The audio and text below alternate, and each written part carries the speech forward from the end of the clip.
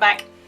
A few of you know, this time last year, actually maybe it was near March, February, March, I took on the Smoliv squat routine. Smoliv is a brutal 4-day-a-week squat routine. It involves a lot of volume, a lot of heavy weight, doing sets and reps that you really didn't think you could do until you do it.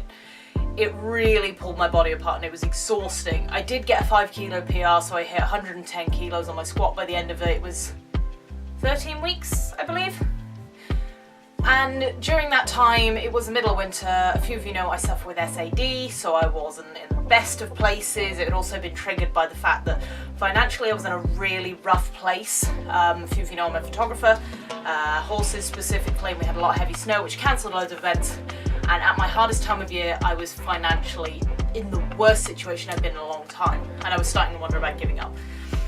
And during this time, I felt like Smoliv was going to help me. I felt like it was going to be my answer to how I was feeling stuck with everything else in my life. However, no one really tells you enough of the psychological place that you have to be for something like this. And during that time, I realised it developed a bit of an addiction. Not something most people would think of, but it was 2 cans of Monster, the energy drink. And it was the 0 sugar, so it wasn't the sugar in it that I was wanting and craving. It was the caffeine. And I felt like I got to a point where I needed a can of Monster for every single session that I trained. I felt like I couldn't get there mentally before leaving the house for the gym. I was like, I need a can of Monster before I get to the gym, because I felt like I wouldn't be able to socialise, I felt like I wouldn't be able to be my bubbly, upbeat self. And that's the thing with mental health issues, is you do tend to hide things a little bit. I'm very open about them when I'm not dealing with them, but when I get really bad, I tend to shut down a lot. I also noticed as my depression got worse during this time, I did get a little bit dependent on booze in the evenings as well. I felt like it was either overeating or drinking. Not to a severe point, but it was definitely becoming a habit. And I found that I was developing a dependence on certain substances to kind of keep me going, either as a way to combat my mood or to switch it off.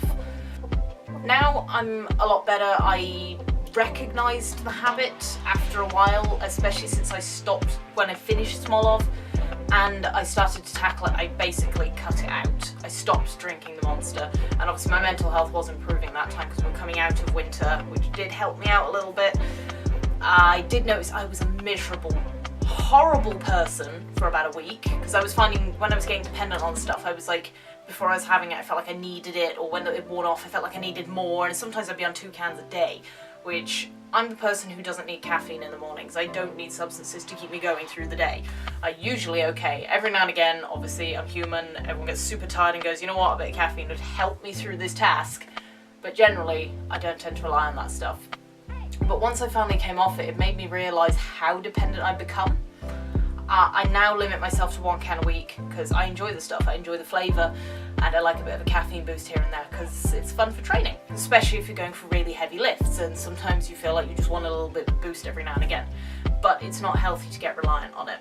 It really teaches you to be aware of your habits. Sometimes it's a good idea to really look at yourself and go, hang on, I'm doing this thing every time this happens. Say you're always emotionally reacting to something and then eating, or you realise you've developed a dependence on drugs in the evenings to wind down after a stressful day, or you need a glass of wine, and it's happening, it's almost happening a number of times a week, or it's always triggered because of this, and you always do this one action. You become aware of your habits. I recently listened to a Squat University podcast with Dr. Andy Galpin, I hope I pronounced that right, which was really interesting, and it briefly touched on the subject where he said if you're having to down 2 scoops of C4 before every training session, you have a problem.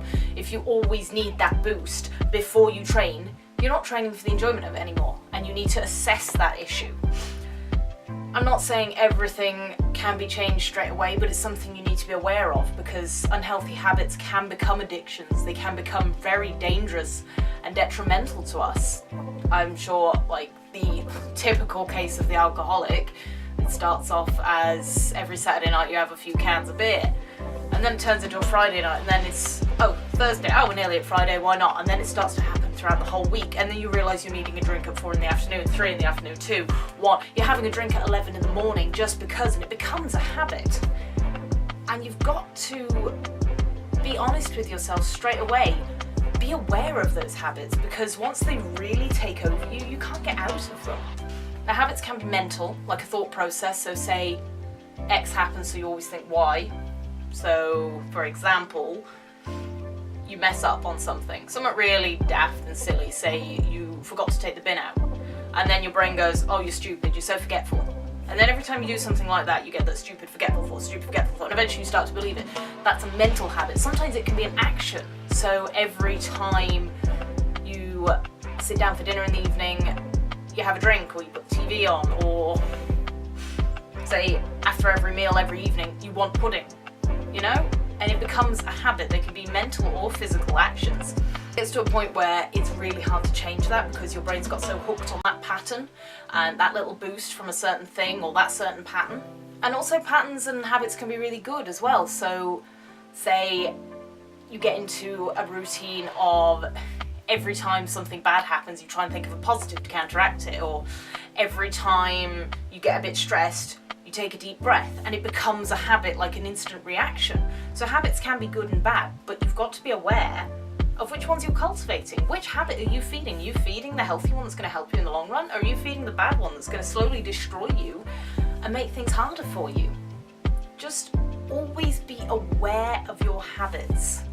Always take note of what you're doing and how you respond to things. It's part of helping us grow and be better people. I hope you guys have appreciated me being honest about certain subjects. Obviously my form of addiction, I guess. I don't want to call it that because it wasn't like hard drugs or anything. But I still saw it, I still recognised it before it went too far. And I hope this can help you guys maybe be a bit harder on yourselves in a good way, to recognise when you're developing unhealthy habits that aren't helping you out. Let me know in the comments your stories, how you've coped with things. I'd love to hear. If you like the video, give me a like, always appreciated. And if you want to see more of me, subscribe. I produce new videos every other week, so I'll see you soon. Stay strong.